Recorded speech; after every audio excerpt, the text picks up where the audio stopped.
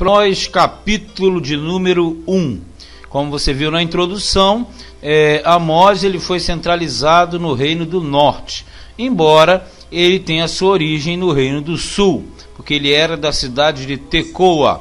Diz assim, verso 1, as palavras de Amós, que estava entre os pastores de Tecoa, o que ele viu a respeito de Israel nos dias de Uzias, rei de Judá, e nos dias de Jeroboão, filho de Joás, rei de Israel, 2 anos antes do terremoto. Vamos lá. Aqui você tem a narrativa, fala de Amós, um profeta de Tecoa, então ele era tecoíta. A cidade ou vilarejo de Tecoa ficava a 9 quilômetros ao sul de Belém, isto na referência ao reino do sul, no caso ao reino de Judá. E nós sabemos que ele foi levantado aqui para profetizar a Israel, no caso ao reino do norte. Você sabe que teve a divisão nos tempos de Uzias, rei de Judá, o que na verdade coloca como sendo um contemporâneo de Isaías, que era um profeta que atuava na corte, justamente nesta época também. E no reino do norte, quem reinava era Jeroboão. Esse Jeroboão é o Jeroboão II e não o primeiro, filho de Joás, rei de Israel, 2 anos antes do terremoto. Esse terremoto aconteceu em torno de 750 a.C. E disse: o Senhor bramará de Sião, bramar quer dizer como leão, e de Jerusalém dará a sua voz, ou seu rugido, né? Nas habitações dos pastores haverá pranto. Quando fala pastores, você leia reis, sacerdotes, profetas, etc. Secar-se-á o cume do Carmelo. O Carmelo é um monte mais famoso, fazia a divisão entre a Fenícia e entre Israel, de forma que era reverenciado e cultuado pelos dois lados. Lembrando que culto aos montes era e sempre será errado. Assim diz o Senhor: por 3 transgressões de Damasco e por 4 não retirarei o castigo, porque trilharam a Gileade como com trilhos de ferro. Vamos lá. Essa expressão é um hebraísmo, vai se repetir muito. Por 3 transgressões de Damasco e por 4. Porque na verdade está falando de juízo de Deus. Juízo sobre várias nações. Essas nações são vizinhas de Israel. E na verdade, o que Deus está transmitindo é que ele vai julgar estas nações vizinhas, porque alguma coisa, ou algumas coisas, eles fizeram contra o povo de Deus. Então aqui está dizendo que Damasco, que era a capital da Síria, parte norte do mapa, você deve conhecer, a essa altura do campeonato, né? Damasco seria castigado, porque os damascenos, eles tinham trilhado a Gileade. O que é trilhar? Saqueado a Gileade. A linguagem de trilhar é debulhar espigas. No caso, diz que os damascenos, eles usurparam o território de Gileade e saquearam as casas. Veja no 4. Por isso, porei fogo à casa de Azael, ou Razael, e ele consumirá os palácios de Ben-Hadad. Tanto Razael, ou Azael e Ben-Hadad foram reis da Síria conhecidos na antiguidade. Inclusive, Azael matou Ben-Hadad com um cobertor molhado. 5. E quebrarei o ferrolho de Damasco. Quando fala quebrar o ferrolho, quebrar a resistência. E exterminarei o morador de Biqueat Aven. E é o que tem o cetro de Bet-Eden. Quando fala Bet é casa. E Éden é formosura, lembra? Lugar de delícias. Então, o que ele diz aqui é que vai haver uma invasão que vai arrasar com Damasco. Vai arrasar com as cidades principais.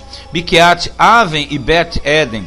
E o povo da Síria será levado em cativeiro a Kir, diz o Senhor. Então, a palavra que vem aqui, direcionada por Amós ao reino do norte, está mostrando que Deus iria julgar rapidamente aquela nação.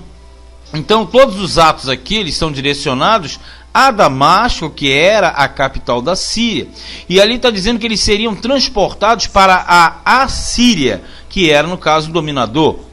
Assim diz o Senhor: por 3 transgressões de Gaza e por 4 não retirarei o castigo, porque levaram em cativeiro todos os cativos para os entregarem a Edom. Aí já virou a palheta aqui e foi para a região sul, na parte de baixo, na costa do Mediterrâneo, onde habitavam os filisteus.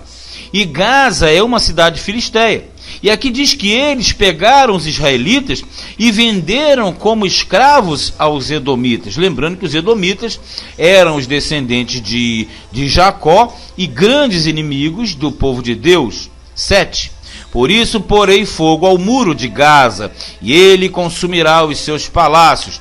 Ele anuncia uma invasão e destruição de Gaza.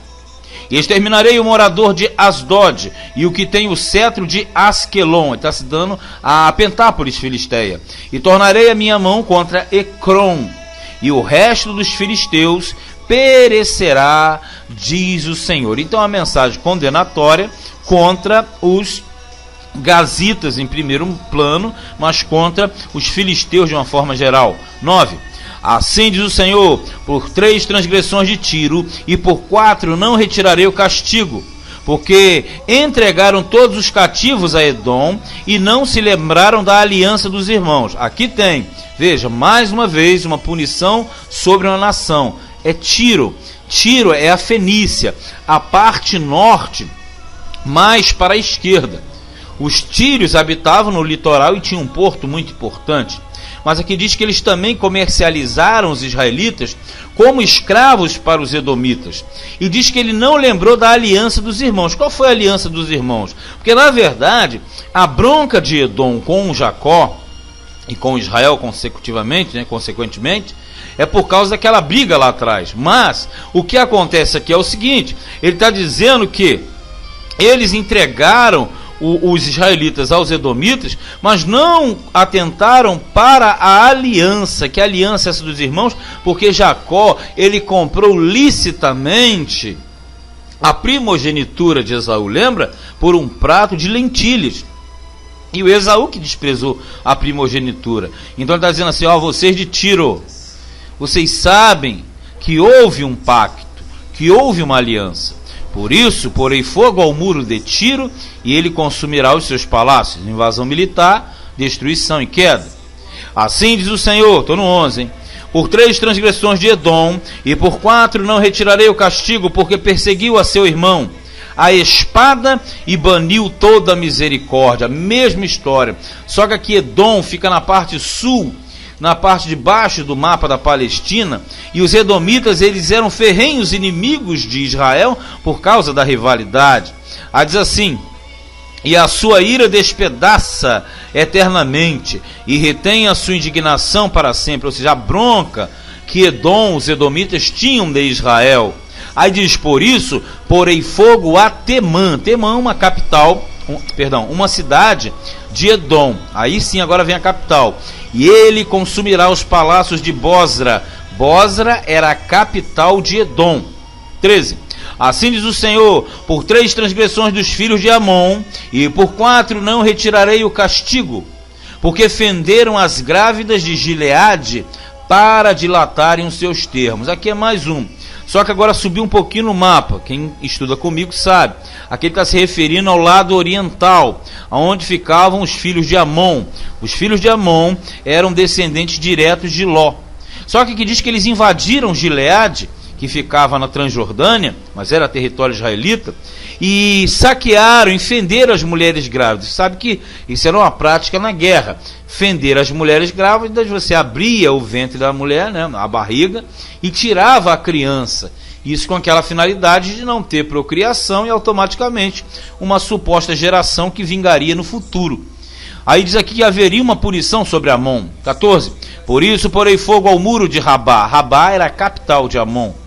E ele consumirá os seus palácios, com alarido no dia da batalha, com tempestade no dia da tormenta.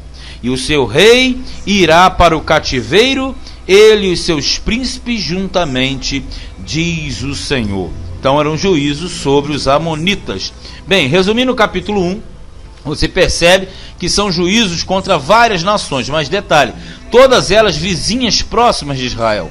Algumas aparentadas, como o caso da própria Síria, de Edom, de Amon, mas como os filisteus e os tírios, na verdade não. Mas Deus estava dizendo que ele ia cumprir uma disciplina sobre aquelas nações. Isso aqui na prefiguração aponta para o reino milenial no futuro. Bem, terminamos o capítulo de número 1 de Amós.